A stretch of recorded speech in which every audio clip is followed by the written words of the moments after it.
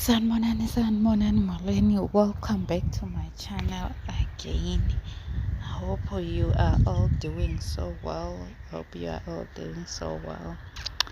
Sisasephezulu kwayo indaba number 5, the eye rolling queen uMakhwela. Hayi ke abantu phaa ku-social media bayamsho bathi hayi Ntombi uyibambele emsileni nkosi yami. Sikhombile isitimela ukubana nasiya isitimela sesigodukile ke, ukubana people are saying ukubana the girl that settled for an empty bag. Abasephezulu kwake nkosi yami, my man and I, but that's all that you have girl, cause bayatsho nje ukuthi Ntombi uyagowisha kulo mshado ungeneleyo.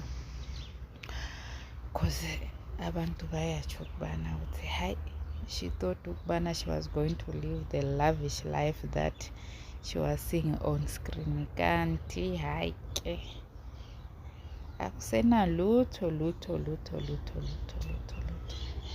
Bathi isikhwama sesi-empty.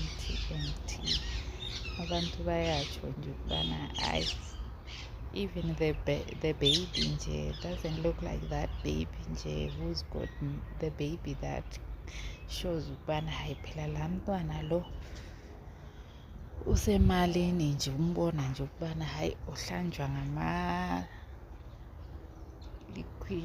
athi hayi this baby you can see ukubana hayi usifananela nje nabantwana bethu basemakhaya la, uhlanjwa nje ngensipho efana nayo yonke nje, bamuthi kwavaseline. Bayatsho nje abantu ukuthi hayi you came late noNtombi, ngoba hayi ayisekho le nto le, ayisekho le mali le ukucinga ukubana isasekhona. Bathi ayisekho. I guess as uMakhumalo had said ukubana yes, the name is there ukubana obviously the name of Umseleko does open doors for you, but you need to work very hard for yourself also to make it. It's not like simply because you are Mseleko you get things served on a silver platter. You still need to work very hard for you to make it out there. You still need to put yourself out there, work very hard and put your whole energy and uyimisele nje. Simply because you've got the name, it does not mean ukubana that name comes with money. What do you guys think of what are people saying about number 5 not